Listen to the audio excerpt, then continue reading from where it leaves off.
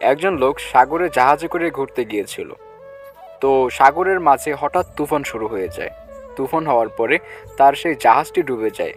সে কোনো রকম একটি কাঠের তক্তায় ভেসে ভেসে সাগরের মাঝখানে একটা দ্বীপে গিয়ে আশ্রয় নেয় কোনো রকম। কিন্তু ওই দ্বীপে কোনো প্রকার মানুষ ছিল না, কোনো জীবজন্তু ছিল, হয়তোবা পশু পাখি ছিল, কিন্তু কোনো প্রকার মানুষ ছিল না যে তাকে উদ্ধার করবে, তাকে বাঁচাবে। যাই হোক, সে ওই দ্বীপে আশ্রয় নিল। এখন কি করবে, কি খাবে, কিছুই বুঝতে পারছিল না। কিছুদিন গেল, আস্তে আস্তে সে ওই পরিবেশের সাথে নিজেকে মানিয়ে নিল। মাছ ধরে খাওয়া শিখলো, কিভাবে শিকার করতে হয় সব কিছুই কম বেশি শিখে গেছে।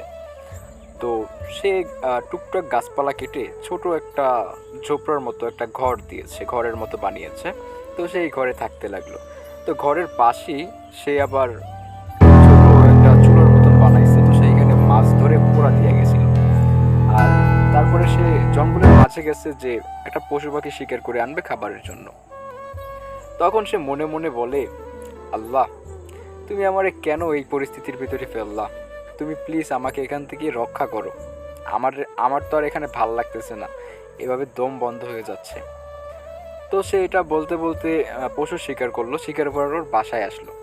আসার পরে দেখলো তার ঘরে আগুন জ্বলতেছে, দাও দাও করে আগুন জ্বলতেছে। এখন সে মনে মনে বলে, আল্লাহ, তোমার কাছে চাইলাম কি, আর তুমি আরো আমার ক্ষতি করে দিলা। তোমার কাছে চাইলাম যে আল্লাহ তুমি আমাকে হেফাজত করো, তুমি আমাকে এখান থেকে নিয়ে যাও, কিন্তু তুমি আল্লাহ, আমি যেখানে থাকি আমার থাকার স্থানটা পর্যন্ত তুমি পড়ে ফেলছো। সে মনে মনে এটা ভাবতেছে এবং আল্লাহকে দোষারোপ করতেছে। যাই হোক, 5-6 ঘন্টা গেল, লোকটা কান্নাকাটি করলো। 5-6 ঘন্টা পরে দূর থেকে দেখতেছে একটা জাহাজ আসতেছে। জাহাজটা দেখে তো লোকটি একদম খুশিতে আত্মহারা, যে ও মাই গড, আমাকে জাহাজে করে নিতে আসতেছে। তো যখন বণিকরা আসলো পারে, তার ওই দ্বীপে আসলো, আসার পরে তাকে জিজ্ঞেস করলো যে আপনি এখানে কতদিন ধরে? বলে আমি অনেক দিন ধরে। তারপর সে জিজ্ঞেস করলো, ভাই আপনি আমার সন্তান পেলেন কিভাবে? আমি তো এখানে কয়েক মাস ধরে আছি, কেউ তো আমাকে দেখতে আসলো না, কেউ জানলো না। বলে একটু আগে যে আগুন জ্বলছিল, ওই আগুনের ধোঁয়া দেখে, আপনি যে ধোঁয়া জ্বালাইছেন, ওই ধোঁয়া দেখে আমি বুঝতে পারছি যে এখানে একজন মানুষ আছে, তারপর আমি আপনাদের এখানে আসি। অর্থাৎ আমার এই গল্পটা দ্বারা এইটা বোঝা যায় যে আল্লাহ তাআলা যা করে আমাদের ভালোর জন্যই করে।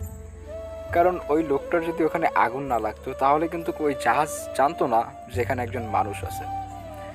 আর সে মনে করছিল কি, তার সাথে যা হয়েছে আল্লাহ তার খারাপ করছে। আমরা মনে করি কি যে আল্লাহ আমাদের খারাপ করছে, আল্লাহ আমাদের এইটা করছে, আল্লাহ আমাদের ওইটা করছে। আসলে ভাই, আল্লাহ আমাদের জন্য যা করে ভালোর জন্যই করে। দেখবেন আমরা, আমাদের যা হয় সব কিছু ভালোর জন্যই হয়। তো ওই লোকটার সাথেও যা হয়েছে ভালোর জন্যই হয়েছে।